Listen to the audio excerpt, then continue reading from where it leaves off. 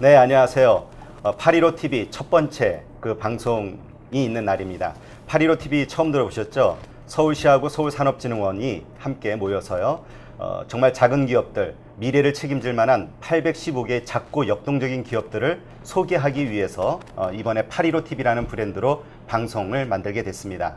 그래서 앞으로 정말 우리 주변에 정말 규모는 작을지 몰라도 정말 비전이 크고 또 가능성이 높고 그 다음에 아주 역동적인 그러한 기업들을 발굴해서 많은 분들에게 소개를 하도록 그렇게 하겠습니다. 이제 이 815 방송 TV 오늘 첫 번째인데요. 오늘 이 방송을 위해서 아주 모시기 힘든 특별한 분들이 함께 해주셨습니다. 먼저 한 분 한 분 각자 소개해 주시면서 815TV에 대한 이야기를 한번 해주시죠. 안녕하세요. 김종태입니다. 아바엔젤클럽 회장이고요. 815TV 개국을 진심으로 정말 진심으로 축하드립니다. 앞으로 815TV가 하나의 씨앗이 돼서 우리나라 창업자 또 기업가 그다음에 또 성장하는 기업들 그다음에 IPO까지 정말 탄탄하게 기업이 올라갈 수 있도록 지원하는 그런 프로그램이 됐으면 하는 마음이 간절하고요. 저는 아바엔젤클럽 회장 입장에서 우리 투자 회사들 그다음에 투자할 회사들 그다음에 앞으로 또 투자 대상인 기업들을 적극적으로 발굴해서 우리 방송을 통해 소개도 하고 또 그 기업들이 성장해가는 과정을 같이 한번 해보겠습니다. 감사합니다. 네, 그다음. 네, 반갑습니다. 저는 타이거 엔젤클럽의 김범진입니다. 저희가 생각하는 스타트업에 대한 인큐베이팅이 해외나 남의 나라를 부러워하지 말고 국내에서 자생적으로 벤처기업을 육성해보자 이런 취지로 만들어졌기 때문에 오늘 815TV 개국에 저는 기쁜 마음으로 참석하게 됐습니다. 국내의 많은 젊은 CEO들을 발굴해서 훌륭한 기업으로 성장하는 데 일조하고 싶습니다. 여러분 반갑습니다. 네. 자, 그러면 이제 이 815TV에는 어떤 기업들이 그 방송에 참여할 수 있을까요? 몇 가지 기준들이 있습니다. 하나는 기존의 엔젤 투자 클럽에서 투자를 받은 기업들, 벤처 캐피탈에서 투자를 받은 기업들, 그 외에도 정말 괜찮다. 우리는 투자를 아직 받지는 못했지만 괜찮다 하신 분들은 또 신청을 하시면 저희가 심사를 해서 또 방송을 이렇게 내보내도록 하겠습니다. 이렇게 815TV를 통해서 회사가 소개되면서 정말 많은 투자자들에게 자신의 어떤 비전, 그 다음에 능력 이러한 것들을 공개적으로 보여질 수 있을 때 뭔가 좋은 기회가 더 찾아오지 않을까 이렇게 생각이 됩니다. 그리고 서울시에서 한 가지 약속해 준 게 뭐냐면요. 이 815TV에 출연한 기업들, 제조업을 기반으로 하고 있는 815TV 출연 기업들 가운데에서 본인이 희망할 경우에는 서울 그 시에 그 산하 창업 보육센터들이 있잖아요. 거기에 입주를 희망할 경우에 가산점을 주기로 그렇게 했습니다. 그러니까 정말 괜찮은 기업들, 스스로 생각하시기에 혹은 보시기에 괜찮은 기업들 많이 추천들 해주시면 감사하겠습니다. 자, 그럼 이제 오늘 첫 번째 방송 시작이 되겠는데요. 오늘 첫 번째 초대한 기업은요, 아브라함 K 한글이라는 아주 독특한 패션 브랜드를 가진 회사입니다. 오늘 출연하신 권한글 대표를 잠깐 소개해 드릴게요. 예, 안녕하세요. 저는 아브라함 K 한글이라는 프리미엄 데님 컬렉션을 하고 있는 브랜드의 권한글 대표입니다. 반갑습니다. 예, 근데 그 지금 이 회사가 아브라함 K 한글이잖아요. 좀 네. 독특한데요. 예. 어떠한 회사고 어떠한 제품을 만드는지 잠깐 회사 소개를 좀 해주시죠. 예, 우선은 아브라함 K 한글이라는 브랜드명은 저의 이름을 따라가고 있는 브랜드명이고요. 제가 해외에서 계속 생활을 하면서 써왔던 외국에서 저를 부르는 이름인 성이 뒤로 가는 아브라함 권에 지금 한국에서 불려지는 권 한글, 그래서 K를 중간에 이니셜을 두고 제 이름을 걸고 제 브랜드명을 했습니다. 아, 예. 네. 그럼 여기에서 잠깐 아브라함 K 한글에서 만들어진 그 동영상 자료를 하나 보죠. 회사 홍보 영상입니다.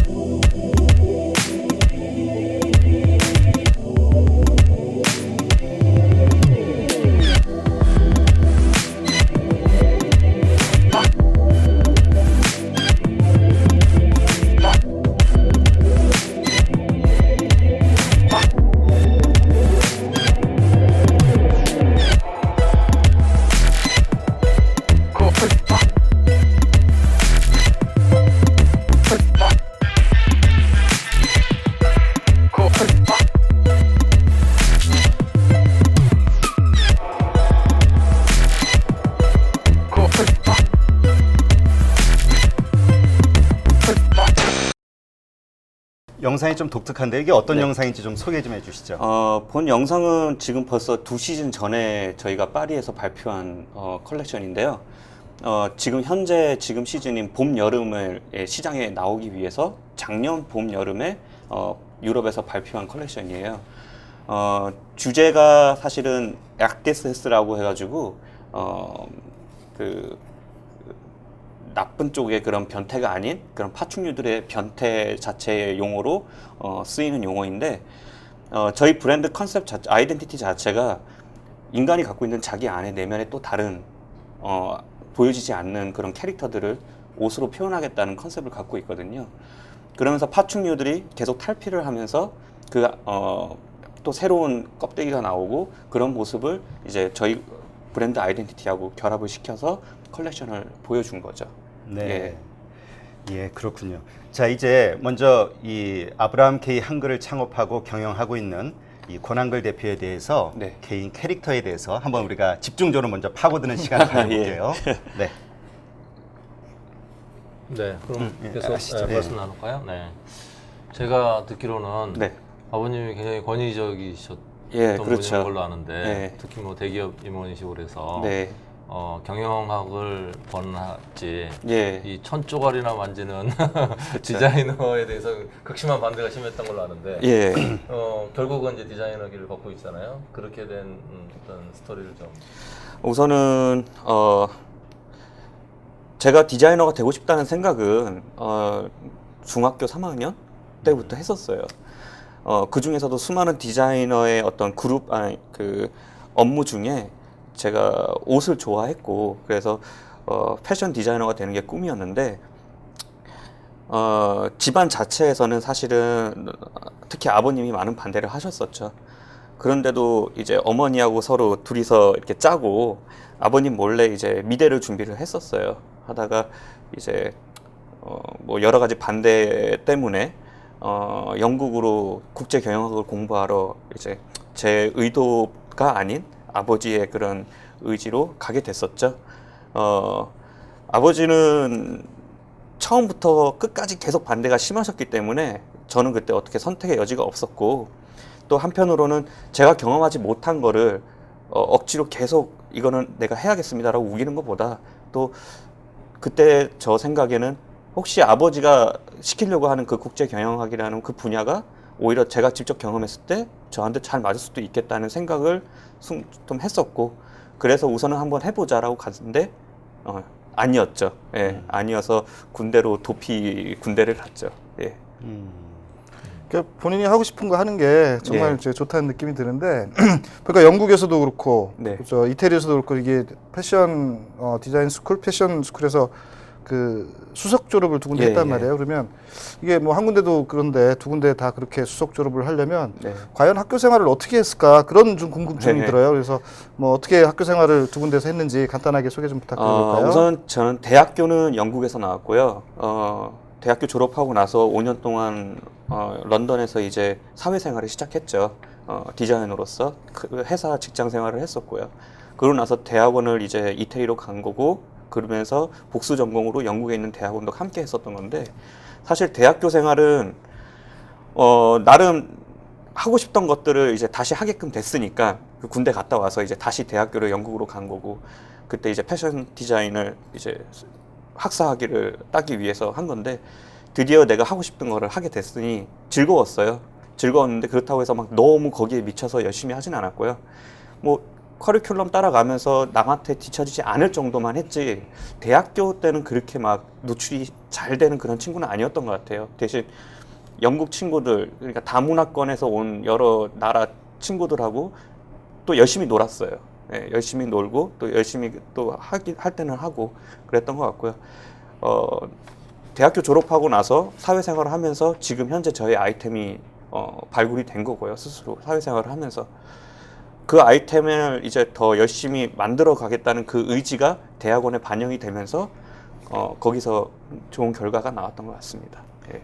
그러면 네. 우리가 보통 이렇게 생각하기에 네. 수석 졸업한다면 우리가 공부벌레를 생각하잖아요. 예. 얌전해가지고 맨날 책상에만 파묻혀 예. 있고 그런 학생이었어요? 아니요. 저는 우선은 대학원 때는 제가 수석으로 그렇게 될 줄은 결과가 나올 줄은 전혀 몰랐어요. 나중에 졸업식 때 어워드 때 나온 결과니까. 그런데 우선은 대학원 과정에 제가 하고자 하는 거에 미쳐 있었던 건 같아요. 예, 미쳐 있었고 사실 그 미국이나 우리나라에 비해서 대학원 과정이 엄청 타이트하고 졸업하기가 힘든 유럽의 그런 시스템이다 보니 대신 기간은 짧지만 그 기간 동안에는 정말 저 스스로한테 많이 채찍질을 많이 했던 것 같기도 하고요. 하지만 막 문화생활도 열심히 했고요. 예, 친구들하고 놀 때는 또 열심히 놀았고 제가 또 디자이너로서 인스피레이션을 받기 위해서는 뭔가 소스들이 필요한데 그런 것들을 보통 저는 박물관이나 옛날 유물 같은 거에서 많이 영감을 받기 때문에 최대한 많은 시간을 활용해서 그런 데도 많이 다녔었죠. 예. 그러면은 영국에서 학사를 마치고 네. 이제 유명 패션 디자인 회사에서 예. 직장 생활을 한 그렇죠. 4, 5년, 5년 네. 정도 하신 것 같은데 네. 그때 좀 경험했던 직장 에피소드나 에피소드요? 뭐 색다른 우선은 제 회사에 들어갔을 때 이제 제가 런던에서 5년 동안 3군데 회사에 있었는데요. 그 중에 또 국제적으로 유명한 브랜드들도 있었어요. 뭐 폴 스미스라는 브랜드도 있었고 로엘라라는 브랜드도 있었는데 그 중에서 폴 스미스라는 브랜드는 너무나 많이 알려진 브랜드죠. 그리고 거기에 이제 수석 디자이너인 폴 스미스라는 분은 지금 나이도 엄청 많으신 분이시고 한데 우리나라의 어떤 그런 디자이너, 국제적인 디자이너 그 정도 위치에 올라갔다면 아마 신입사원들이 만나기 힘든 존재일 거예요. 그런데 제가 너무나 아직도 기억에 남는 거는 항상 곁에 계셨어요. 예, 곁에 디자이너들 곁에 있었고 그 디자이너들이 직위가 어떻게 됐든 항상 토의하고 토론하는 문화. 예, 그래가지고 컬렉션이 나오는 그런 것들이 저의 첫 사회생활의 경험이었고 디자이너로서 지금 그런 베이스를 너무나 어드밴테이적인 것들을 많이 받았기 때문에 지금 제 회사를 꾸려가는 거에 있어서 최대한 많이 토의를 하려고 하는 입장이죠. 예. 근데 좀 의아한 게 그 영국에서 이제 대학교 나오고 졸업 예. 또 대학원까지 수석으로 졸업했고 예. 또 그쪽에서 탄탄하게 또 뭔가 경험도 쌓고 그래서 네. 뭔가 베이스먼트가 지금 영국에서 네. 이렇게 탄탄히 갖춰져 가고 있는데 예. 갑자기 돌연 또 이태리로 이렇게 뭐 또 다시 대학원 간단 말이에요. 예. 뭐 그게 물론 프랑스도 있고 여러 군데가 있을 건데 하필이면 이태리고 예. 또 그쪽으로 이렇게 시프트를 하게 됐던 어떤 특별한 뭐 이유가 있었나요? 첫 번째는 사회생활 도중에 지금 현재 저희가 하고자 하는 이 아이템이 머릿속에 떠올랐고요. 그 아이템을 이제 회사 직장 생활을 하면서 디벨롭하는 게 너무나 어려웠어요. 둘 중에 하나는 포기해야겠더라고요. 직장 생활을 계속 할지 아니면은 이 아이템을 내 걸로 만들어서 새로운 거를 보여주는 거에 포커스를 맞출지. 그러려면은 아직 이렇게 정체성을 확실히 갖고 있고 발전이 안 된 아이템이기 때문에 그 아이템을 발전시킬 수 있고 그 다음에 저한테 피드백을 줄 수 있는 그런 환경적인 요소가 필요했고요. 그래서 과감하게 사표를 내고 대학원을 이태리로 결정을 하게 됐는데 이태리로 결정하게 된 이유는 지금 현재 제가 하고 있는 아이템 자체가 프리미엄 데님 컬렉션이거든요. 이 데님이란 소재는 18세기 초반부터 청바지를 만드는 소재로 쓰여 왔었어요. 지금 현재도 그 소재를 쓰고 있는 시장 자체가 거의 다 진 브랜드들이 차지하고 있고요. 그런데 저 같은 경우는 그 데님 소재를 진 브랜드가 아닌 현대의 모던한 새로운 컬렉션을 만드는 거를 보여주고자 했던 거고 그 데님 소재를 가장 잘 장난을 칠 수 있고 가장 잘 표현할 수 있는 나라가 전 세계에 이태리가 1위였고 2위가 일본이었어요. 그러니까 그 소재를 잘 개발할 수 있는 나라가요. 그런 나중에 이 브랜드가 나왔을 때 제가 디자인하고 제가 표현하고자 하는 거를 기술적으로 표현할 수 있는 환경이 필요했고 그 환경이 맞는 곳에 포커스를 둬서 장소를 이태리로 대학원을 정하게 된 거였죠. 그럼 영국에서 배웠던 것보다는 이태리에서 공부했던 것들이 지금 하는 사업에 상당히 많은 영향을 줬다고 볼 수 있는 거네요. 그렇게 생각하지는 않습니다. 왜냐하면은 이태리에서는 제가 제 머릿속에 그 지금의 아이템을 발전시킨 곳이고요. 이 아이템을 발생시키고자 했던 그런 환경을 주어진 것은 영국의 교육이라고 생각해요. 그렇기 때문에 제가 느끼는 것도 확실하게 말할 수 있는 게 지금 뭐 주위에 저는 이제 외국 생활을 오래 하고 유학 생활을 그 두 군데 나라에서 하다 보니 뭐 패션 디자인을 공부하려면 어느 나라가 좋습니까? 라는 질문을 받았을 때 상업적인 디자인을 하려면은 이태리나 미국으로 가면 되고 조금 크리에이션이 필요한 디자인을 하고자 한다면은 영국으로 가라고 하죠. 예. 근데 그 지금 그 영국에서는 5년간 일까지 했잖아요. 학교도 예. 거기서 나왔지만. 예. 근데 거기에서는 그렇게 그 뭐라 그럴까 업계, 패션 업계의 주목을 크게 받지는 못했던 것 같아요. 그렇죠. 그런데 이태리에서 공부를 하고 나서 예. 바로 아주 큰 주목을 받았단 말이에요. 예. 유럽 전체에서. 예. 무슨 일이 있었길래 그런 상황이 벌어진 거죠? 정말 저도 상상치 못하게 갑자기 물밀듯이 밀려왔는데요. 우선은 대학원을 졸업하는 패션 디자인을 하다 보니까 졸업 패션쇼를 하는데 그 졸업 패션쇼 자체가 지금 하고자 하는 이 아이템을 보여주는 자리였어요. 그 아이템은 당연히 여지껏 나왔던 청바지만 만들던 그런 소재를 가지고 전혀 색다른 현대적인 옷을 보여주는 것들을 제가 시장에 내놨고 그 아이템이 결과적으로 대학원을 수석으로 졸업하는 결과물로 나왔지만 동시에 패션 잡지 중에 유명한 보그 잡지라는 데서 보그 탤런트라고 해서 매년 신인 디자이너를 뽑는데 거기에 제가 선정이 됐었고 그 선정되고 나서 또 한 달 뒤에 프랑스 프레타포르테 패션쇼에서 또 신인 디자이너, 국제 신인 디자이너 10인에 또 한 명이 뽑혀가지고 거기 쇼에 쓰게 생겼죠.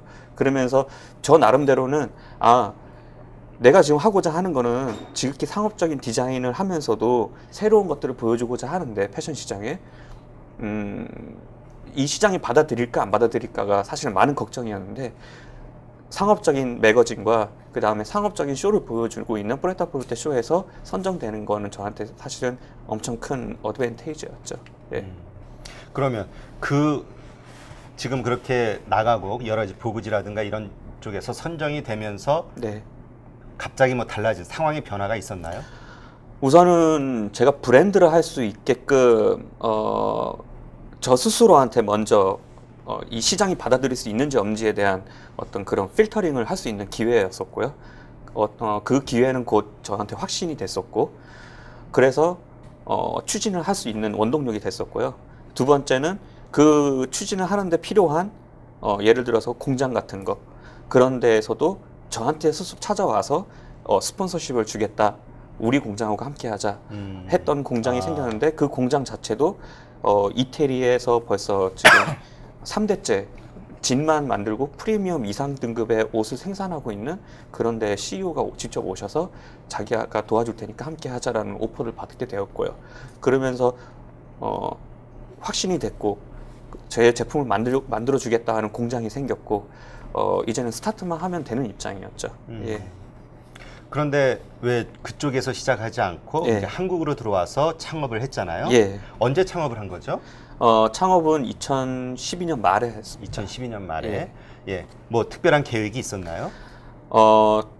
특별한 계획보다는 제 의지가 가장 컸던 것 같아요. 사실은 그쪽에서 그렇게 선정되고 모든 것들이 그쪽에서 시작됐기 때문에 유럽에서 시작됐었기 때문에 현지에서도 저의 아이템에 대해서 투자를 하겠다는 분들도 나타나셨었고 했었는데 저의 의지가 더 컸던 건 뭐였냐면은 19살 때부터 유학 생활을 하면서 예. 사실은 우리 아시아권에서도 우리나라보다 선진국인 일본 친구들도 있었고 그런 학생들이 있었는데 대학 생활을 하면서 특히 외국 생활을 하면서 모두가 애국자가 된다고 하는데 학교에서 너네 나라를 대표하는 디자이너가 누구냐라고 물어봤을 때 네. 일본 친구들이 나오는 디자이너 걔네들 입에서 하다못해 중국 애들 입에서 나오는 디자이너 우리나라 디자이너 분들도 너무나 대단하신 분들이 많았지만 그 친구들이 말하고 있는 해외에서의 어떤 상업성을 띠고 하고 있는 그런 브랜드들보다는 사실은 많이 알려지지를 못한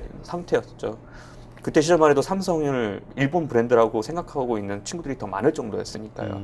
예. 그랬기 때문에 나중에 내가 이걸 한다면은 반드시 한국 자본으로 한국 회사로 차려야겠다. 대신 매니지먼트는 한국에서 하고 아직 우리나라가 쫓아가지 못하고 있는 그런 기술적인 면은 그쪽에서 한다면은 크게 문제가 되지 않을 거라고 봤거든요. 그리고 그거를 만들어내는 머리는 한국인 머리에서 나온다면은 오히려 이게 더 시너지가 있지 않을까. 예, 그렇게 해서 한국에서 이제 한국 자본으로 스타트하게 된 거죠. 예, 알겠습니다. 그러면 이제 권 대표에 대한 내용을 이제 떠나서 네. 이제 창업을 하고 나서의 상황들에 대해서 예, 비즈니스에 대해서 이제 이야기를 한번 해보도록 하죠. 네. 예. 자연스럽게 이제 회사 이야기를 좀 예. 나눴으면 좋겠네요. 너무 지금 진지하죠, 우리가? 다운이 좀 재미없으실 것 됐는데. 목이 좀 마르네요. 지금 디자이너로서는 아주 이게 탄탄하고 또 성과가 이미 나오고 있기 때문에 디자이너로서의 나무랄 데 없이 훌륭한 커리어를 이제 쌓았다고 보이는데 아유, 이제 창업가로서 경영자로서는 또 다른 역할이 그렇죠. 이제 필요하잖아요. 예. 그래서 창업을 한 지 벌써 한 2년 정도 됐기 때문에 힘들었던 점, 그러니까 디자인은 정말 자신 있는데 경영은 해보니까 이게 어렵더라. 네. 가장 어려웠던 점이 어떤 거였어요? 우선 디자인은 항상 힘들고요. 디자이너. 네, 디자인은 항상 힘들고요.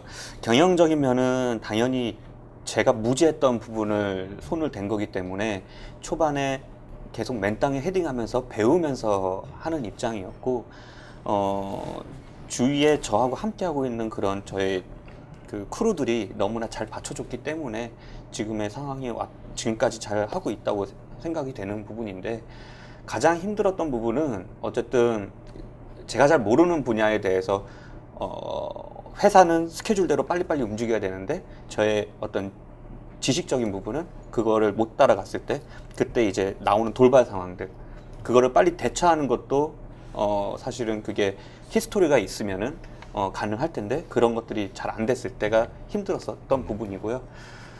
근데 뭐니 해도 가장 컸던 거는 이제 모든 시작하는 회사들이 공통적으로 느끼고 있는 부분일 것 같아요. 인력 관리. 예. 사람 관리.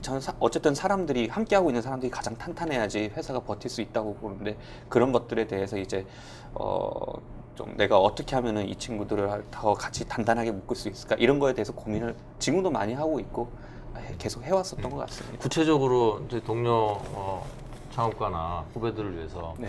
본인이 좀 실수했던 거 있으면 인력 관리 중에서 이런 인력 관리 걸 중에서 했는데 우선은 회사 자체적으로 매년 목표를 정하고 그거에 대해서 자 이루어낼 거다라고 딱 해서 비전을 제시를 하죠. 직원들에게도 하고 주위 분들에게도 하고. 그런데 뭐 회사라는 게 당연히 비전은 이때 그거를 쫓아가는 입장이니까 그걸 이루지 못할 경우도 있고 더 이뤄낼 수도 있는 부분이 있을 거예요. 근데 그런 것들을 이제 못하게 됐을 때 직원들 중에 너무나 그런 기대치가 컸던 부분들이 있다면은 그거에 대해서 나중에 좀 이게 생각보다 이게 안 되네 라면서 본인 자체가 이제 좀 흔들리게 됐을 때 그거를 또 잡아주는 것도 저의 역할일 텐데, 뭐 그런 게 만약에 안 됐을 때 그럴 때는 이제 조금 마음의 상처 같은 것도 받을 때도 있었고, 예, 있었죠. 예. 그 이제 창업한 지 2년 좀 넘었나요? 예. 근데 사실 얼마 뭐 이렇게 보면 일반적인 회사에 비하면 그 기간이 이제 많이는 안 됐는데, 그렇죠. 뭐 그럼에도 불구하고 또 회사 내용을 쭉 보면 해외에서 활동도 많이 하고 있고 이렇게 나름 이렇게 탄탄하게 그렇게 체계를 밟아서 올라가고 있다는 느낌은 들어요. 네. 근데 이제 그 하다 보면 이게 뭐 어차피 사업이라는 게 매출을 일으켜야 되는 거고, 예. 매출을 일으키기 위해서는 상대방이 있어야 되는데 이제 우리 고객이라고 얘기를 하겠죠. 예, 그렇죠. 그 고객은 주로 어떤 사람들이에요? 지금 현재 고객은 대부분이 다 우리나라가 아닌 80%가 외국이고요. 예, 왜냐하면 저희가 스타트 마켓 자체를 유럽으로 정했었고, 네. 유럽에서 계속 신제품을 발표하면서 그쪽에서 이제 바이어들을 만나는 케이스인데, 제가 스타트 마켓을 그렇게 그쪽 유럽에서 정했다고 해서 단지 유럽 시장만 공략하는 게 아니고 전 세계 4대 패션쇼 중에 3대 패션쇼가 이루어지는 곳이 유럽이고, 그쪽에서 쇼를 한다는 의미는 전 세계 각국의 바이어들이 온다고 보시면 돼요. 그렇기 때문에 글로벌 마켓을 대상으로 한다는 의미라서 80%는 현재 지금 전 세계 다양한 국가에 있고요. 나머지 20% 지금 한국에 있고요. 그 패션쇼를 통해서 뭐 이렇게 그 바이어들이 뭐 골라서 이제 그런 거를 이렇게 네. 그 고객의 이제 어떤 매출을 이어줄 수도 있을 거고, 그렇죠. 또 어떤 거는 또 제품을 우리가 디자인한 제품을 만들어 놓고 그냥 강제로 이렇게 뭐 사람들한테 선택해서 팔 수도 있고, 네. 또 어떤 경우는 이제 어떤 디자인을 해달라고 요청을 받을 때도 있을 거란 말이에요. 콜라보레이션 작업 같은 건 그런 네. 식이죠. 그래서 네. 이제 뭐 다양한 케이스가 있겠지만, 글쎄 어떤 굉장히 큰 고객 바이어 네. 중에서 이렇게 디자인을 해줘라. 네. 라고 했는데 우리하고 컨셉이 안 맞아요. 네. 그러면 어떻게 그런 경우는 대응을 하죠? 아직 그런 오퍼를 받은 적이 없어가지고, 예, 우선은 근데 저는, 협업이라는 거에 대해서 너무나 중요시 여기고, 앞으로도 저희 회사가 나가는 방향 중에, 정말, 크게 두고 있는 부분이 있다면 그런 부분이에요. 제가 아직 한국의 대기업이나 어떤 그런 데서 생활을 하지 않아가지고 잘 모르겠는데, 제가 생활했던 그런 유럽의 시스템 같은 경우는 내가 잘하는 부분이 있으면은 이제 제조사 쪽에서 정말 잘하는 부분이 있고, 그 다음에 마케팅을 정말 전문으로 하는 부분이 있다면은 서로 코오퍼레이션을 해가지고 더 극대화시키는 시스템이 잘 돼 있거든요. 근데 한국에 와서 보면은 이제 많은 큰 기업들이 그 안에 모든 부서들이 다 있어서 그 안에서 다 해결하는 부분들이 많다 보니, 그런 부분에 대해서는 저는 사실 그거보다는 이제 제가 잘하는 부분이 있다면은 그 부분이 어느 한 업체와 맞았을 때 시너지가 더 크게 이루어질 수 있다면 그거는 당연히 저는 언제든지 오픈 마인드로 받아들일 수 있을 것 같습니다. 그 패션 회사들은 또 이제 그런 게 있어요. 뭐냐면 이제 우리 저 아브라함 K 한글도 마찬가지로 네. 우리 회사가 갖고 있는 정말 그 뭔가 버릴 수 없는 아이덴티티 아니면 그 뭐 패션에 대한 어떤 그 포인트 그런 것들을 어떤 경우는 포기해야 될 수도 있을 건데, 그런 그렇죠. 것들도 하면서 어차피 이제 뭐 회사의 성장과 매출을 위해서 우리에 대한 어떤 그 아이덴티티를 조금 좀 이렇게 뭐 일시적으로 숨기면서 고객에 따라갈 거냐, 아니면 고객을 적극 설득을 해서 우리 아이덴티티를 고객을 심을 거냐, 그런 거에 대한 어떤 뭐 결정의 순간이 온다면 어떻게 할 것 같아요? 저는 지금도 계속 고객들한테 피드백을 받고 소통을 하고 있어요. 그럼 지금 지적하신 그런 부분인데, 계속 고객들이 원하는 것만 맞출 것이냐, 아니면은 내가 원하는 거를 언젠가 받아들일 때까지 이렇게 계속 보여줄 것이냐. 근데 저는 이것도 아니고 저것도 아닌 이 중간이 중요하다고 보거든요. 그러기 위해서, 그런 결과물을 내기 위해서 계속 제가 소통을 하고 있는 거고요. 그래서 고객들이나 저희 바이어들이 세일즈를 하고 나서 요번에 이 아이템 같은 경우는 고객들한테 이런 얘기가 들려왔다라는 거 엄청 중요시하게 업데이트를 받고 있습니다. 그 영국에서 일을 할 때 네. 뭐 또 그 아주 유명한 영화 배우라든가 뭐 이런 쪽에 그 의상을 뭐 했다는 경험이 있었다 뭐 이런 얘기도 있었거든요. 무슨 얘기인가요? 좀 얘기 좀 해주시죠. 제가 바디 아르마리라는 브랜드에서 일했었는데요. 그 브랜드가 사실은 제가 지금 하고 있는 컬렉션이랑은 전혀 상관없는 제품을 만드는 곳이에요.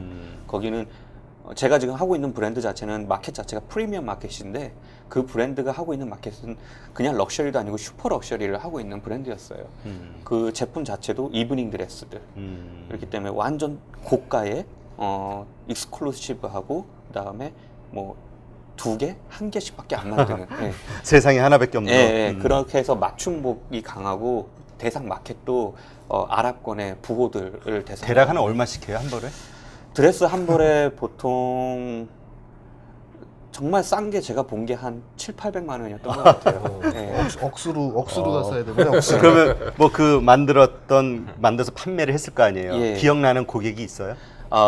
제가 직접 고객들, 그때는 직장인 거기 있던 디자이너이기 때문에 직접 고객들을 제가 대하진 않아서 고객들을 만나본 적은 없고, 제가 디자인한 제품이 이제 케이트 윈슬렛 타이타닉에 나왔던 그분이 이제 어워드에 나갈 때 의상을 입었던 게 있고요. 그래요? 그 다음에 카메론 디아즈도 입었던 게 있고, 그 다음에 영국에 아직 우리나라 사람들이 잘 모르고 있는 영국의 배우들이나 어떤 아티스트들이 입었던 경험이 있죠.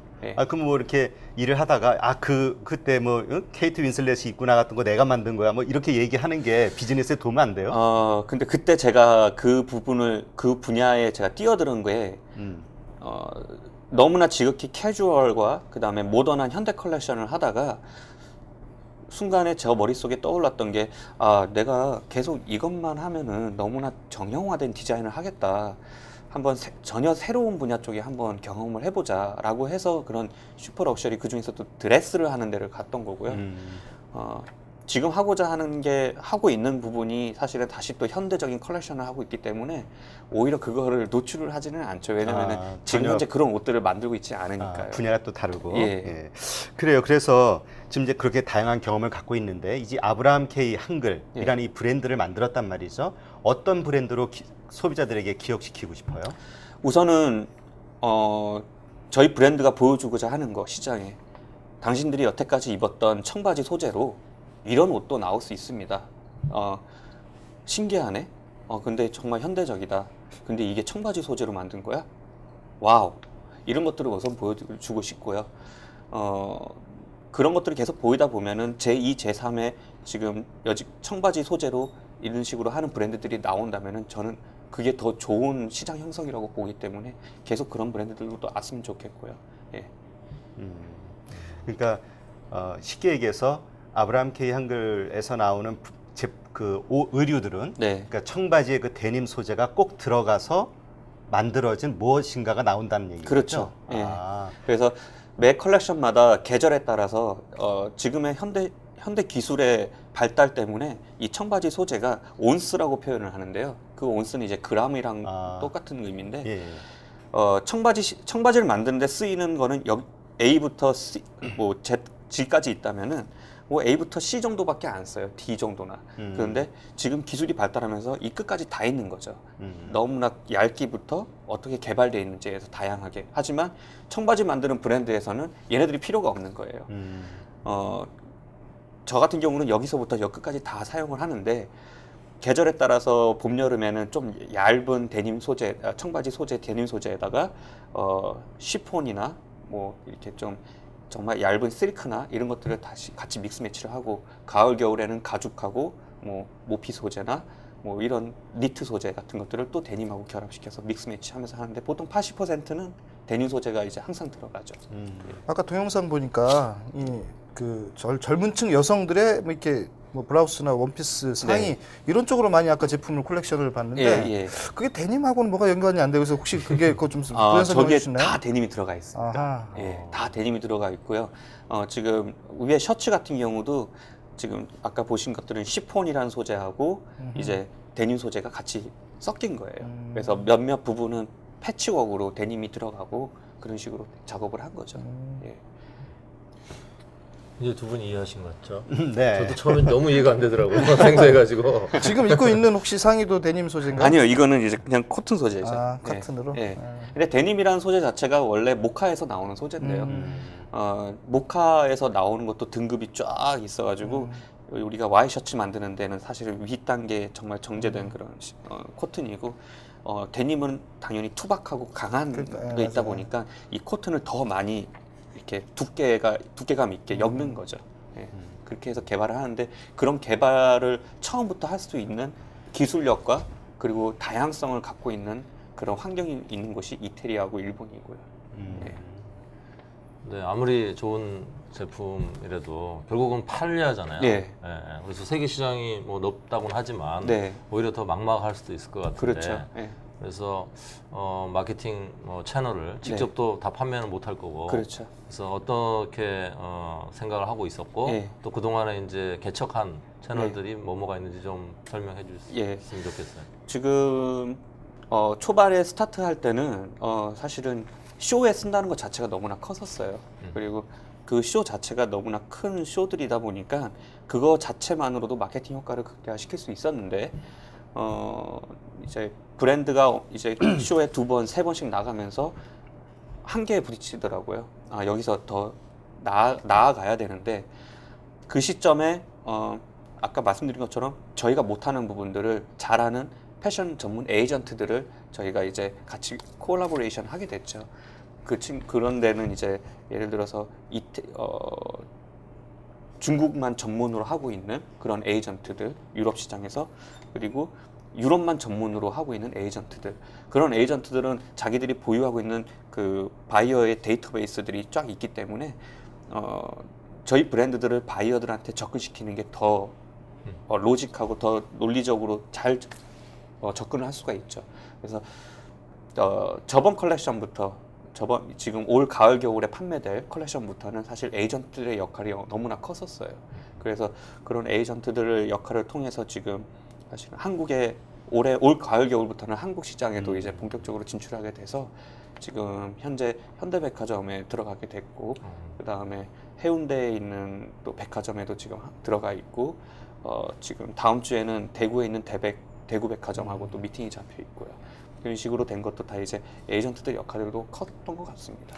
그 어차피 이제 그 국내 백화점들 아까 센텀시티나 예. 뭐 현대백화점이나 뭐 대구백화점 외에 이제 다양한 루트를 통해서 이제 앞으로 개척을 할 것 같은데 네. 그게 이제 얼마큼 매출로 이어질지에 대한 그런 이제 우리 이제 그렇죠. 기대와 궁금한 게 있고요. 예.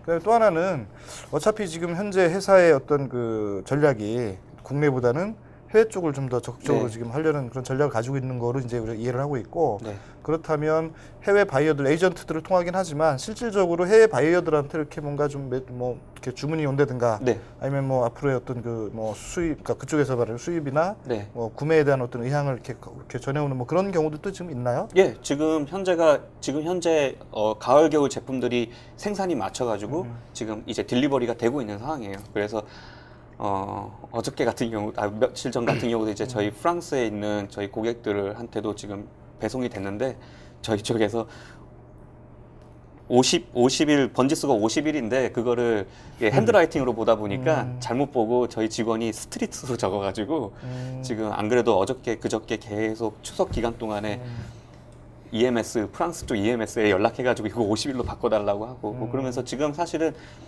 기존 고객들도 있고 새로운 고객들도 계속 발굴이 되고 있어서요. 해외 시장 같은 경우는 매 시즌 저희가 컬렉션 발표하러 갈 때마다 뭐 4-5 군데는 계속 업데이트가 돼서 새로운 고객들을 확보하고 있는 상황입니다. 지금 그런 바이오리스트들이 한 몇 군데 정도? 지금 확보돼 현재 전 세계 우리나라를 제외한 전 세계에 지금 한 저희 제품을 공급받고 있는 곳이 한 30군데 정도 되고요. 예, 그 30군데 중에서도 지금 예를 들어서 체인점을 몇 개씩 갖고 있는 데도 있고요. 지금 한국에는 백화점하고 포함해서 지금 한 6군데 정도가 되고 있고요. 그 아까 이제 그 데님 소재를 굉장히 A부터 Z까지 굉장히 다양한 소재로 지금 네. 그 이태리나 영국에서 이제 그 구할 수 있다고 했는데 그 다른 사람들은 그걸 안 이용하고 우리 그 뭐 아브라함 K 한글만 이걸 이용하는 건지 네. 그다음에 또 하나는 그 원료 수급이라고 하죠. 원단이라고 해야 되나요? 원단 원료 수급이 과연 얼만큼 원활할 건지 네. 뭐 원단이 없으면 제품도 못 만드는 거예요. 그렇죠. 어차피 우리가 원단 소재 부분은 아니잖아요. 그렇죠? 네. 그걸 이제 패션하고 가공하고 디자인하는 거니까 그 원단에 대한 어떤 그 뭐 원활한 조달이 가능한지 이런 것들도 예. 한번. 너무나 제가 요거 같은 경우는 타이밍을 잘 맞췄다고 생각이 돼요. 그 타이밍이라는 의미가 뭐냐면은 지금 원단 수급에 대해서 말씀을 하셨는데 지금 너무나 많은 회사들이 그 원단을 만드는 회사들이 특히 청바지 원단을 만드는 회사들이 경쟁이 많이 붙었어요. 그러다 보니까 우리 원단 써달라고 자꾸 개발들을 많이 하는 거죠. 특이한 원단들로.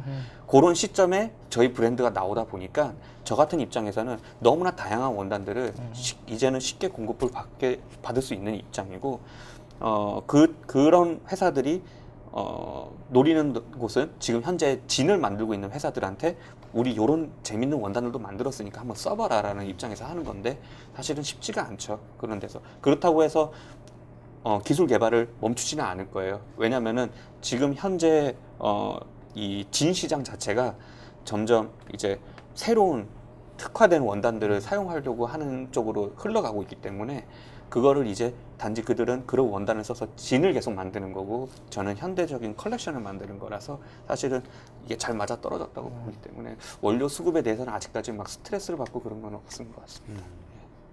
근데 이제 한 가지 걱정되는 건 네. 보통 우리가 유럽이 아무리 겉으로는 뭐 인종차별이 없다 하지만 네. 분명히 인종차별이 있단 말이에요. 그렇죠? 네. 그다음에 더군다나 이 패션이라는 어떤 그 업과 관련해서는 예, 예. 더군다나 이 아시아는 완전 변방 중에 변방이란 말이죠. 네. 그러니까 이쪽의 디자이너가 아시아의 디자이너가 만든 그러한 제품, 그러한 회사의 브랜드 이것이 과연 유럽 본토에서 네. 그들에게 주류 시장에 끼어들 수가 있을까? 네. 그들로부터 정말 인정받고 확장돼 갈 수 있을까라는 우려를 하는 사람도 있거든요. 그렇죠. 예. 예. 뭐 우선은 저는 저의 피부색이나 저 스스로를 노출을 시킨 다음에 브랜드가 알려진 케이스가 아니고 제가 만든 옷이 먼저 그들한테 이렇게 뽑혀가지고 프로포즈를 받은 상태에서 제가 나타난 입장이기 때문에 사실은 지극히 옷으로만 승부했고 디자인으로만 승부했고 아이템으로만 승부를 했었어요. 이후에 이제 쇼를 나가가지고 사실은 지금과 같은 얘기들을 많이 듣긴 들었는데 저는 오랫동안 10년 넘게 유학생활을 하면서도 사실은 인종차별이라는 걸 한 번도 느낀 적은 없거든요.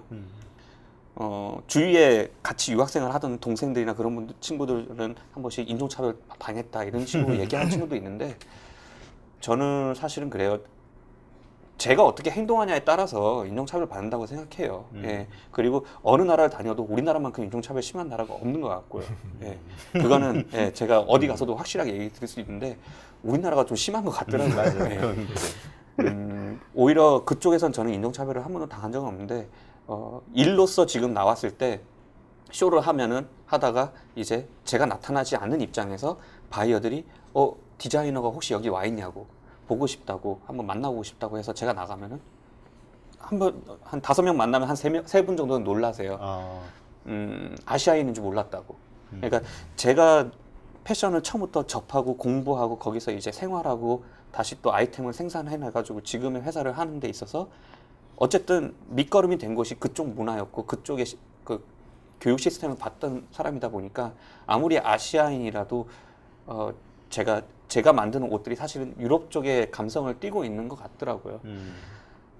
그러다 보니까 아시아애가 나타나니까 사실은 당연히 유럽 외국인이 한 건 줄 알았는데 그들한테는 진해 사람들이겠죠. 그런 줄 알았는데 놀랐다. 그런데 그게 어떤 아시안이라서 내가 그러면 거래를 안 하겠다 이런 것들은 한 번도 없었던 것 같습니다. 네, 하여튼 뭐 지금까지 재밌는 얘기를 이제 뭐 잘해 주셨는데 조금 좀 분위기가 뭐 회사 또 개인에 집중되어 있는 것 같아요. 이제 지금 좀 방향을 좀 바꿔서 네. 우리 이제 회사의 어떤 뭐 자금, 투자 유치 아니면 뭐 성장 이런 쪽으로 한번 방향을 바꿔봤으면 좋겠는데 예. 어차피 이제 회사를 설립하려면 자본금이 있어야 되거든요. 그렇죠. 그 자본금도 있어야 되고 또 뭐 자본금 이후에 뭐 증자도 해야 되고 뭐 필요한 자금을 이제 아주 원활하게 조달해야 이게 안정적으로 회사가 성장이 되는데 물론 그 과정에 이제 저희 같은 엔젤 클럽들이 투자도 하기도 하고 네. 또 정부에서 지원도 받고 여러 가지 있단 말이에요. 예. 근데 이제 그 뭐 유학을 지금 하느라고 뭐 굉장히 많은 뭐 이렇게 자금을 모으지 못했을 것 같고 그렇죠. 못했을 것 같고 그렇다면 회사 설립할 때 과연 어떻게 자금을 모아서 얼마로 시작을 해서 지금까지 왔는지 그게 네. 좀 궁금하네요. 우선은 아까 말씀드린 것처럼 회사를 설립할 때 한국 회사로 설립하고 싶었고 그리고 한국 자본으로 스타트하고 싶었기 때문에 아이템 들고 그냥 무작정 한국에 왔었어요. 그 전에 저의 친구들, 뭐 영국 친구들하고 그런 친구들은 저는 중간에 군대를 갔다 왔지만 그런 친구들은 이미 빨리 졸업을 해가지고 자기 개인 브랜드를 스타트한 친구들도 있었는데 저는 그 친구들만 봐가지고 한국 가서도 똑같이 접근을 해야지 하고 아이템만 들고 왔었죠. 영국에서는 보통 학교를 졸업하고 아이템이 괜찮으면은 그거에 대해서 그 자금을 조달하기 위해서 찾아가는 곳이 패션 협회나 아니면은 벤처 캐피탈로 바로 가거든요.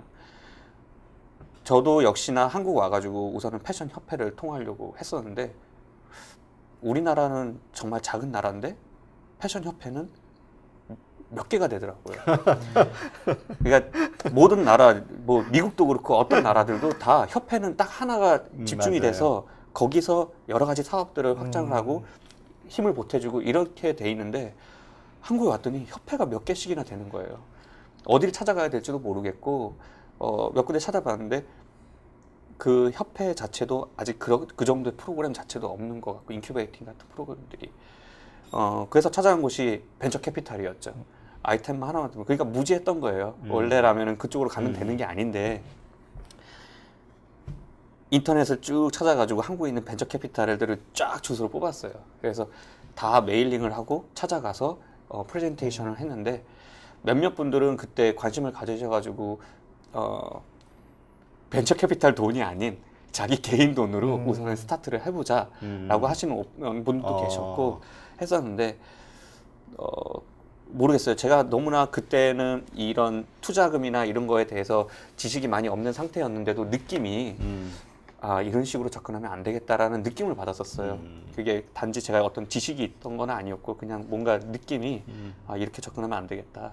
근데 그 중에 몇몇 분 중에 만났던 분이 저한테 조언을 해주신 게 이러지 말고 중소기업청에 찾아가서 중소기업청에서 하는 스타트 시드머니 자금을 받는 게 어떠냐. 그렇게 해가지고 제가 찾아간 곳이 중소기업진흥공단에 가가지고 청년 창업 자금을 신청을 했고 했는데 청년 창업 자금을 신청하는 데 있어서도 창조 산업 하면서 크리에이티브 산업 육성하겠다고 하는데 이 디자이너이라는 거에 대해서 잘 모르시더라고요. 네. 거의 다 IT나 뭐 로봇, 바이오 산업 이런 데만 전문으로 하셨지 업종 자체 디자인업이라고 돼 있는지도 모르셨었어요. 그런 것들을 제가 다 찾아가지고 가져가서 잘 있습니다. 이렇게. 그리고 저는 제조업이 아닌 디자인업입니다.라고 설명을 해드리고 5번인가 6번 만에 받아냈죠. 예, 그렇게 해서 시드머니를 만들어내고 중소기업진흥공단에서 얘기하시는 게 제가 첫 번째래요. 디자인업으로 신청해서 받은 게. 그래요? 예. 그리고 특히 패션 쪽으로는요. 그래가지고 제가 그렇게 해가지고 받게 되고 그러고 나서 5천만 원으로 이제 회사를 설립을 하고 이제 저희 멤버들을 만들어서 이제 회사를 만들어 나가기 위해서 이제 다시 한번 엔젤 투자를 받기 위해서 하고 있는 와중에 중소기업진흥공단에서 연락이 왔어요.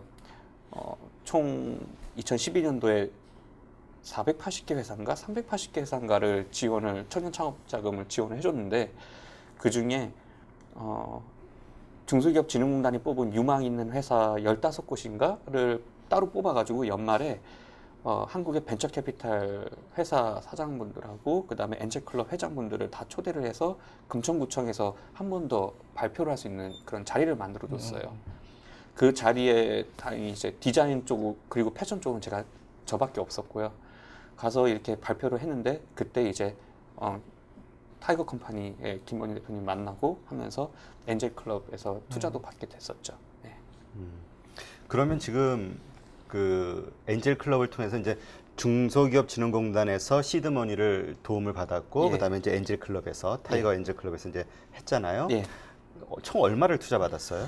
처음에는 어쨌든 5천만 원으로 법인을 설립하고 나서 처음 이제 엔젤 클럽을 통해서 투자 받은 거는 1억 2천 정도 됐을 거예요. 1억 2천 정도 됐었는데 그거와 동시에 정부에서 하는 매칭 펀드도 같이 진행을 해서 저희는 총 100%를 또 한 번 더 받았죠. 정부 쪽으로.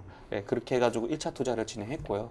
그러고 나서 9개월인가 10개월 뒤에 2차 투자를 진행해서 그때도 한 1억 천인가요? 그 정도 되는 돈을 또 하고 매칭 펀드도 또 2차도 같이 또 돼가지고 그렇게 해가지고 이제 2차까지 다 받아냈죠. 예. 요새 뭐 투자 받기가 그렇게 쉽지는 않은데 네. 정말 성공적이잖아요. 예. 그 혹시 투자 받고 나서 그 투자자에게서 나는 너가 이래서 너네 회사가 이런 장점이 있다고 생각돼서 투자했다 뭐 이런 말 들은 적은 없어요? 참 애매모호하더라고요. 이유에 대해서? 열심히 발표했는데 네. 아이템에 대해서는 크게 말씀을 안 하시고 권 한글이 너보고 투자하는 거다고 이런 말씀을 거의 다 많이 하셨어요. 그래서 내가 피부 관리하고 얼굴 관리 더 잘해야겠다. 네. 우선은 아이템도 당연히 중요하시겠죠. 말로는 그렇게 하시는데 중요한데 어쨌든 그 아이템에 대한 저 스스로의 의지와 확신 그리고 의욕 같은 것들을 가장 크게 보시는 것 같아요. 그리고 당연히 투자를 받는다는 거는 그 투자자들을 설득시킨다는 의미고 그 설득시킨다는 거는 제가 확신이 서야 되고 그 분들에게 전혀 패션에 대해서 무지하시고 잘 모르시는 분들에게 쉽게 설명을 해가지고 저의 의지를 확실히 표현하는 거 그게 중요한 것 같거든요. 네, 그래서 거기에 많이 초점을 뒀던 것 같습니다. 그러면 대략 한 5억 정도를 투자 받으신 건데 예, 5억이 조금 안 되게 조금 안 되게 예. 어떻게 그 정도의 지금 투자 받은 돈 가지고 원하는 어떤 비즈니스 플랜을 진행해 나가는 데는 문제 없나요 이제? 돈은 항상 부족한 것 같아요. 부족한 것 같은데 그렇다고 해서 또 그 자금으로 저희가 너무 더디게 가는 것도 아니고요. 그렇다고 너무 빠르게 가는 것도 아니고 계획한 것보다는 제가 조금 계획을 좀 크게 잡는 편이고 저하고 함께 하고 있는 제 부대표는 엄청 냉철하게 계획을 냉정하게 하는 스타일이라서 그 두 사람을 따진다면은 중간 정도 가지 않을까? 지금 플랜 자체는 예. 그런 식으로 지금 가고 있는 것 같습니다. 그래요. 투자 관점에서요. 네. 그 후배 이제 창업자들한테 본인이 이제 아까 시행착오를 좀 겪었는데 네, 네. 후배들한테 좀 투자하려면 받으려면 이렇게 하면 더 좋지 않을까라고 조언해 줄 만한 게 있을까요? 우선은 첫 번째는 본인이 하고자 하는 거에 대한 확신이죠. 예, 확신이고 그 다음에 그거 하고자 하는 그 아이템에 대해서 얼마나 본인이 정확하고 시장에 대해서 이 아이템이 왜 필요한지에 대해서 정확히 알고 있고 그거를 어떻게 전달하느냐. 결국에 그거는 투자 이후에 저희 고객들한테도 그 제 아이템을 받고자 하는 그런 사람들한테도 설득이 필요한 부분이거든요. 계속 이어져야 될 부분이기 때문에 아이템에 대한 확신과 그리고 그거에 대해서 얼마나 잘 표현을 해나가냐. 그게 중요한 것 같습니다. 예. 이제 뭐 지금 2년 정도 됐고 앞으로 이제 계속 뭐 잘 될 것 같은 느낌이 들어요. 근데 뭐 얼만큼 열심히 하고 또 잘 하냐에 따라 달라지긴 그렇죠. 하겠지만. 예. 근데 이제 어차피 지금 글로벌하게 지금 하고 있고 국내에서도 반응이 있고 그다음에 또 다양한 또 우리 또 투자자도 만나서 지금 이렇게 어느 정도 이제 좀 이렇게 셋업이 됐다면 네. 이게 어떻게 보면 이제 성장을 해야지. 기업은 정체에 있으면 결국 망하는 거나 마찬가지거든요. 그렇죠. 그래서 네. 쭉 성장을 해가야 되는데 그러려면 물론 이제 우리 사업을 잘해서 거기서 나오는 그 캐시플로우 가지고 충분히 이제 커버돼서 롤오버 가면 뭐 그것도 좋긴 한데 네. 사업을 잘하기 위해서는 적정한 규모의 타인 자본 그다음에 네. 우리 자기 자본 이게 좀 이렇게 조화를 이루어야 되거든요. 그렇죠. 그럼 이제 자기 자본 아닌 타인 자본 쪽, 뭐 그건 대출도 있을 수 있지만 네. 또 다른 투자를 또 받을 수도 있다고 생각을 한다면 뭐 지금 현재는 이제 어느 정도 지금 이렇게 받아서 이제 가고 있고 네. 그럼 뭐 내년이든 내후년이든 어느 시점에 또 한번 뭐 추가적인 투자를 받고 그다음에 네. 또 뭐 벤처 캐피탈로 가고 IPO로 하겠다 이런 나름대로 이제 로드맵은 있을 거라고 생각을 하고요. 네. 그렇다면 그 창투사 뭐 IPO 가기 전에 뭐 또 한 번의 어떤 그 이런 그 투자 받을 기회가 있을 수도 있을 것 같아요. 네. 물론 이제 그때쯤도 매출도 꽤 올라 있고 회사도 그렇죠. 이제 안정적이 돼 있겠죠. 네. 그러면 그런 무렵에 그때쯤 됐을 때 그 투자자들이 왜 나한테 투자를 해야 되는지에 대해서 딱 우리 키워드로 이렇게 딱 제시할 수 있는 말이 있나요?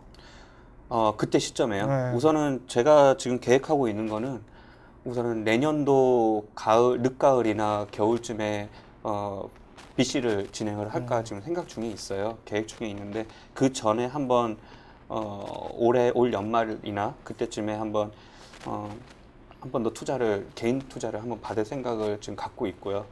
하고 있는데 그때 BC 갔을 때는 당연히 제가 BC를 받겠다는 의미는 회사의 영역을 조금 더 확실히 확대하고자 하는 그런 플랜이 있기 때문에 그거에 대해서 이제 설득을 하려고 하는 거고요. 지금 키워드를 딱 한 가지를 얘기하겠다면은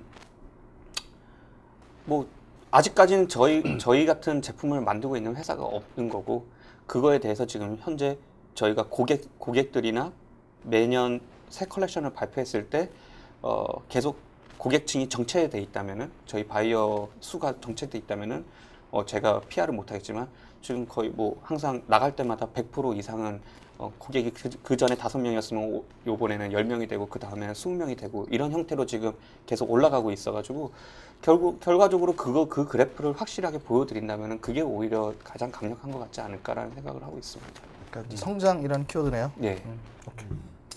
그 문득 궁금한 게 하나 생겼는데 네. 지금 이제 그 이태리에 유럽에 이제 우리 아브라함 K 한글의 네. 그 브랜드가 나가잖아요. 네. 메이드 인 코리아죠. 아니요, 저희가 메이드 인 이태리 제품도 있고요. 메이드 인 코리아 제품도 있고요. 그러니까 메이드 인 코리아 제품으로 만드는 거는 우리나라에서도 충분히 만들 수 있는 제품이고요. 메이드 인 이태리에서 나오는 제품은 아직까지 우리나라의 기술력이 안 돼가지고 그쪽에서밖에 만들 수 없는 제품들이 있고요. 예, 그래서 두 군데로 나뉘고 있는데 제가 예전에 이제 프레젠테이션 하면서 중소기업 처음부터 했을 때 그 안에 내용 중에 하나는 사실은 이태리가 지금 그 정도에 되는 거는 100년 이상의 역사가 베이스가 그렇죠. 된 거고 그 기술력이 계속 축적이 된 건데 저는 사실 그거를 기술 이전을 목표를 두고 있어요. 결국에는 한국에서 이태리의 수준으로 만들 수 있는 지금 어디 내놔도 사실은 재봉 기술력은 우리나라가 더 높다고 보거든요. 근데 명품과 그렇지 않은 거의 차이점은 어떻게 마무리 작업을 잘하느냐에 있어요. 근데 그 마무리 작업의 기술이 아직까지는 우리나라가 조금 어렵고요. 두 번째는 소재. 아직까지 소재 개발이 그쪽보다는 잘 안 되고 있고요. 뭐 그런 부분들이 이제 아직은 그쪽을 못 쫓아가기 때문에 거기서 제품 생산하는 것은 그쪽에서 하고 있죠. 아, 그러면 이 아브라함 K 한글이라는 이 브랜드로 네. 메이드 인 코리아의 이름으로 나가는 것도 있지만 예. 이태리, 메이드 인 이태리의 그 브랜드로 네. 그 이제 판매가 되는 것도 있다. 예, 그렇죠. 이 얘기죠. 예. 그러면 회사 구조가 네. 지금 국내에도 있고 이태리에도 있다는 얘기인가요? 이태리에 있는 거는 그 법적 용어로 따지면은 연락사무소라고 해가지고 그 브랜치는 지사는 자본금을 갖고 있어야 되고요. 네. 그 밑에 등급의 연락사무소 같은 경우는 디자인 랩이라고 보시면 돼요. 그래서 그쪽에 현지에 있는 저희 회사 사무실은 연락사무소로 허가를 받아서 디자인 하우스라는 이름으로 운영이 되고 있죠. 그래서 지금의 그쪽은 매출을 일으키는 곳이 아니고요. 계속 개발을 하고 디자인 디벨롭먼트를 하고 제품을 이렇게 생산을 하고 그런 부분을 맡고 있고 이쪽이 이제 모든 매니지먼트 살림살이를 하고 있는 쪽이죠. 아, 네. 그렇군요. 아, 그러면 뭐 한국에서만 하는 비즈니스보다는 네. 오히려 자금의 그 사용처가 네. 하나 더 있다고 봐야겠네요. 자금 사용처는 그렇죠. 한국에서도 있고 그쪽에서도 있는 거죠. 예. 근데 이제 그렇게 해서 자금은 사용이 될 수 있어도 네. 그곳에 그 메이드 인 이태리로 브랜드를 또 만들 수 있다라는 그것이 장점이 될 수 있다 이렇게 생각하시나요? 브랜드 마케팅 효과나 아니면은 아직까지는 뭐 그런 부분에 있어서 패션 분야에 있다 보니까 메이드 인 코리아보다는 메이드 인 이태리라는 것들이 사실은 패션 시장에서는 강력하죠. 그런데 지금 아직까지 우리나라나 아시아 쪽에서는 메이드 인 이태리에 대해서 많이 이렇게 보고 있는데요. 지금 현재 유럽에서는 바이어들 사이나 패션의 전문가들 사이에서는 메이드 인 이태리 제품에 대해서는 사실 가죽류, 가방이나 뭐 이런 쪽에 대해서는 아직까지도 너무나 그 친구들이 축적해왔던 기술력들이 너무나 강하다 보니까 당연히 그쪽 제품에 대해서는 인지도가 강한데 패션에 대해서는 사실 중국인들이 이태리에 많이 진출을 했어요. 그게 의미는 저처럼 디자인을 하는 그런 디자이너 인력들이 진출한 게 아니고요. 공장을 하려고 하는 사람들이 진출을 한 거죠. 그래서 똑같은 이 옷을 제가 이태리에서 저희 제품을 생산을 한다고 쳤을 때 이태리 안에서도 똑같은 옷이고 똑같은 디자인인데 소재도 똑같은데 공장 독가가 세 분류로 나뉘게 돼요. 보통 우리가 알고 있는 메이드 인 이태리, 이탈리아 사장이 운영하고 있는 이태리 공장에서 이태리인들이 만드는 거. 그게 보통 옛날부터 있던 메이드 인 이태리고요. 두 번째가 이태리 사장이 중국인들 데리고 하는 거. 그게 두 번째 단계. 세 번째가 이태리어를 엄청 잘하는 중국인 사장이 중국인들 데리고 하는 거. 똑같은 디자인에 똑같은 옷이 나오는데 그리고 결국에는 다 메이드 인 이태리예요. 근데 맨 밑에 이태리어를 잘하는 중국인 사장이 하는 그쪽이 사실은 단가는 더 싸요. 그러니까 지금 유럽 시장에서 유럽의 바이어들이나 유럽 고객들은 이제 그걸 아는 거죠. 그래서 쇼장 가서 저희 제품을 쭉 보고 물어봐요. 나중에는 이제 그 사인을 하기 전에 이 제품이 진짜 메이드 인 이태리냐 아니면 메이드 바이 차이니즈냐라고 물어볼 정도로 예, 이제는 많이 노출이 돼 있죠. 그래서 많은 브랜드들이 지금은 메이드 인 이태리라고 안 적고 그런 공장에서 만드는 메이드 인 EU라고 적습니다. EU. 예, 그래요. 그러면 이제 권한글 대표의 계획대로 쭉 성장을 한다고 했을 때 3년 후 과연 권한글 대표는 혹은 아브라함 K 한글은 어떠한 상황이 있을 거라고 예상하세요? 3년 후요? 우선은 3, 4년 후에 제가 지금 저희 가로수길에 사무실이 있는데 거기 가로수길 사무실 건물주한테 제가 3년, 4년 후에는 그 건물을 사겠다 그랬어요. 그 대신 월세를 좀 낮춰달라고 네, 그런 식으로 딜을 해가지고 그렇게 저는 그냥 얘기를 했는데 그걸 좋게 받아들이셔가지고 결국에는 월세를 낮추고 지금 들어가 있는 협상인데 그래. 우선 그거를 해야 될 것 같고요. 네. 회사 쪽으로 따진다면은 당연히 짧은 3년이란 시간은 결국에는 저희 패션 회사로 친다면은 5번에서 6번의 옷 신제품이 발표되는 거거든요. 시간이 엄청 빨라요. 그때는 지금보다는 사실은 지금의 저희 클라이언트 수의 한 400%나 500% 정도는 더 늘려야 되는 입장이라고 보고요. 5년 뒤에는 욕심을 부린다면은 가방하고 신발 라인까지도 조금 이렇게 해가지고 제가 목표로 하고 있는 토탈 패션 그룹을 만들어 나가는데 옷만 아닌 가방하고 신발도 만드는 그런 회사로 만들고 싶습니다. 예. 예, 이제까지 약 1시간 걸쳐서 우리 권한글 대표의 꿈과 비전, 그 다음에 아브라함 K 한글에 대해서 이제 우리 대화를 나눴는데요. 이제 마지막으로 우리 두 분 정말 전문가시잖아요. 투자와 관련해서는 네. 정말 전문가시고 많은 경험을 가지고 계신데 각자 느끼신 아브라함 K 한글에 대해서 좀 이야기 좀 해주시죠. 먼저 김종태 회장님부터. 얘기 잘 들었어요. 물론 이제 뭐 좋은 얘기만 하고 또 안 좋은 얘기는 이제 못 들었으니까 네. 항상 양면이 있잖아요. 그래서 뭐 이렇게 안 좋고 힘들었던 것도 같이 들었으면 했는데 어떤 시간이 좀 없어서 일단 아이템이 일단은 좋다는 느낌이 드는데 그 우리 산업 쪽으로 분류했을 때 가장 휘발성이 큰 산업이 IT하고 패션 산업이라고 네. 얘기를 해요. 그러니까 다른 말로 얘기하면 이제 그 확 타올랐다가 확 지는 산업 중에 그렇죠. 이제 하나이기 때문에 IT도 마찬가지고 패션도 이게 성공하기 위해서는 이게 확 올라갔다 지면 끝이니까 네. 이거 계속 갈 수 있는 신제품, R&D, 그다음에 재투자 뭐 이런 것들이 끊임없이 가야 된단 말이에요. 네. 그러면 또 어느 순간 또 새로운 강자가 나타나서 이거보다 우리보다 더 뭐 자본력 있는 데서 이걸 또 확 밀어버리고 이제 그런 걱정들 때문에 사실은 투자자들이 선뜻 투자를 못하거나 투자 결정 못하는 그런 아이템 중에 하나거든요. 네.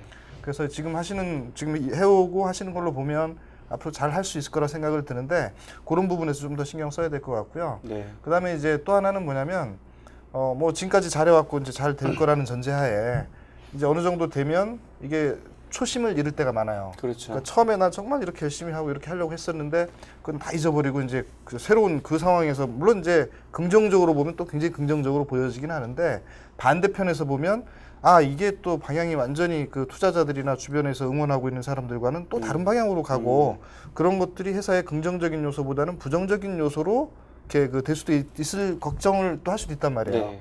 그래서 그 초심을 항상 유지해주면서 일단 사업을 해가는 거를 이제 조언을 드리고, 네. 그다음에 이제 투자자들을 만났을 때는 아까 이제 그 사업을 하는 우리 대표의 어떤 그 대표를 어떤 사업에 대한 의지 내지는 어떤 뭐 경력, 그다음에 커리어, 그다음에 앞으로 계획, 로드맵, 비전 이런 걸 보고 이제 투자를 하는 건 맞아요. 근데 당연히 사업 아이템이 거기에 이제 같이 합쳐져야 이게 그렇죠. 가능한 거라서 일단은 지금 굉장히 좋은 어떤 커리어를 쌓았으니까 이거를 지금 이제 제품과 아까 뭐 해외 어떤 매출에 대한 실적, 국내 백화점에서 유통 판매 실적 이런 것들을 좀 잘 요약을 잘 해서 자 우리가 지금 요 정도지만 아까 우리 잠깐 얘기했던 3년 후의 모습은 이거다. 네. 그러니까 이 부분을 믿고 투자를 해주면 이 가장 휘발성이 큰 산업 중에서 다른 우리 메이저 브랜드들 많잖아요. 네. 그때보다 이게 지금 시작하지만 앞으로 굉장히 그 위치까지도 갈 수 있는 가능성이 큰 회사고 만약에 그 정도까지 메이저까지 가면 그건 이제 완전히 글로벌 회사에 뭐 굉장히 큰 규모 회사가 돼 있을 거니까 네. 그때를 기대해서 이제 투자를 할 수 있도록 이렇게 설득을 해보면 뭐 많은 분들이 공감을 할 것 같아요. 네. 하여튼 뭐 저는 적극 응원하겠습니다. 네, 감사합니다. 네, 저 같은 경우에는 아까 그 경영자로서 고민이 인사 쪽에 네. 고충이 있었다고 이야기했는데 제가 오랫동안 HR 쪽 인사 분야에서 일을 했기 때문에 팁을 드린다면 이런 얘기가 있어요. 전에 공자님이 하신 말씀 중에 공자월 맹자월이지만 네. 근자열 원자리란 말이 있습니다. 가까운 사람을 기쁘게 하면 멀리 있는 사람이 찾아온다 제발로. 네. 그래서 지금 같이 일하고 있는 직원들 또는 현재 고객들한테 잘하면 잘할수록 사업을 성장시키는 데 크게 원동력이 될 거고요. 네. 근데 두 번째는 사람들이 많이 찾아온다고 그래서 무조건 받아주면 안 돼요. 굉장히 네. 신중하게 그러니까 소수 정예로 가겠다는 생각으로 거르고 또 거르서 사람을 이제 식구로 받아들이는 그런 자세가 좀 도움이 되실 것 같네요. 알겠습니다. 감사합니다. 네, 이상입니다. 네, 오늘 수고하셨고요. 우리 자, 그럼 방송이니까 8.15 의미 좀 간단하게 언급하고 넘어가요. 예, 일단 우리 한 번 더 마지막 네. 그 우리 권한걸 대표가 미래의 아니면 현재 그 고객들, 그다음에 투자자들 이런 분들께 한번 가지고 있는 무슨 얘기들 한번 해보세요.